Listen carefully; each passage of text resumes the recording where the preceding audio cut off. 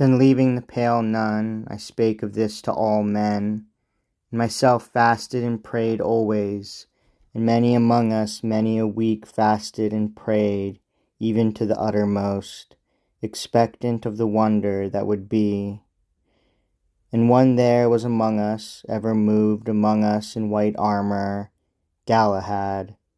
God make thee good as thou art beautiful, said Arthur, when he dubbed him knight. And none, in so young youth, was ever made a knight till Galahad. And this Galahad, when he heard my sister's vision, filled me with amaze. His eyes became so like her own, they seemed hers, and himself her brother more than I. Sister or brother none had he, but some called him a son of Lancelot, and some said begotten by enchantment. Chatterers they, like birds of passage piping up and down, that gape for flies. We know not whence they come. For when was Lancelot wanderingly lewd? But she, the wan sweet maiden, shore away clean from her forehead all that wealth of hair which made a silken mat work for her feet, and out of this she plaited broad and long a strong sword belt, and wove with silver thread and crimson in the belt a strange device, a crimson Grail within a silver beam, and saw the bright boy knight, and bounded on him, saying, My knight, my love, my knight of heaven, O thou, my love, whose love is one with mine, I, maiden, round thee, maiden, bind my belt. Go forth, for thou shalt see what I have seen, and break through all, till one will crown thee king far in the spiritual city. And as she spake, she sent the deathless passion in her eyes through him, and made him hers, and laid her mind on him, and he believed in her belief. Then came a year of miracle, O brother. In our great hall there stood a vacant chair, fashioned by Merlin ere he passed away, and carven with strange figures, and in and out the figures like a serpent ran a scroll of letters in a tongue no man could read. And Merlin called it the Siege Perilous, perilous for good and ill, for there, he said, no man could sit but he should lose himself. And once by misadvertence Merlin sat in his own chair, and so was lost. But he, Galahad, when he heard of Merlin's doom, cried, If I lose myself, I save myself. Then on a summer night it came to pass, while the great banquet lay along the hall, that Galahad would sit down in Merlin's chair.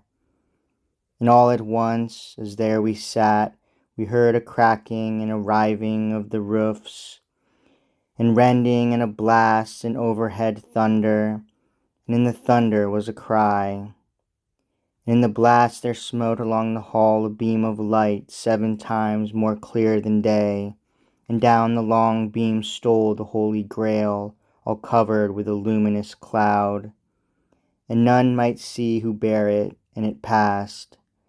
But every knight beheld his fellow's face as in a glory, and all the knights arose, and staring each at other like dumb men stood, till I found a voice, and sware a vow.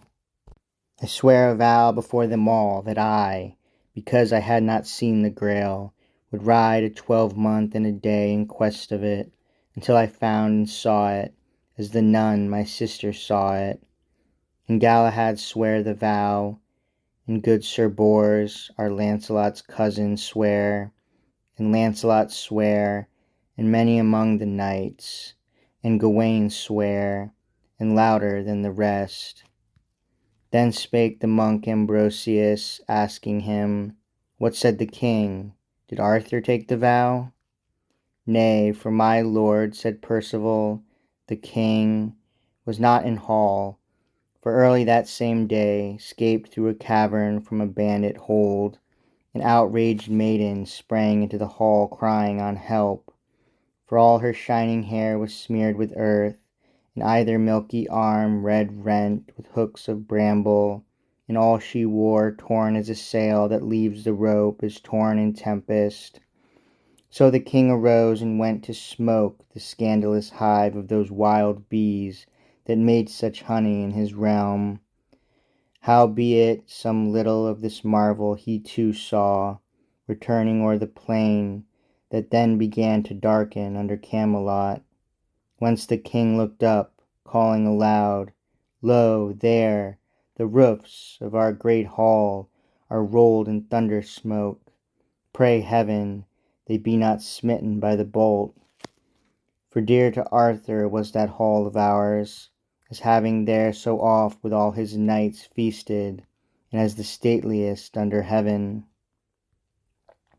O brother, had you known our mighty hall, which Merlin built for Arthur long ago, for all the sacred mount of Camelot, and all the dim rich city, roof by roof, tower after tower, spire beyond spire, by grove and garden lawn and rushing brook, climbs to the mighty hall that Merlin built, and four great zones of sculpture, set betwixt with many a mystic symbol, gird the hall, and in the lowest beasts are slaying men, and in the second men are slaying beasts, and on the third are warriors, perfect men, and on the fourth are men with growing wings, and over all one statue in the mould of Arthur, made by Merlin, with a crown, and peaked wings pointed to the northern star. And eastward fronts the statue, and the crown, and both the wings are made of gold, and flame at sunrise till the people in far fields, wasted so often by the heathen hordes, behold it, crying, We have still a king.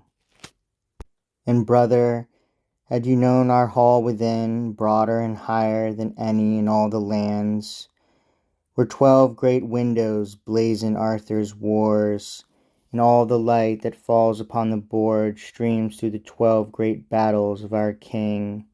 Nay, one there is, and at the eastern end, welty with wandering lines of mount and mere, where Arthur finds the brand Excalibur, and also one to the west, and counter to it, and blank. And who shall blazon it? When and how? O there, perchance, when all our wars are done, the brand Excalibur will be cast away.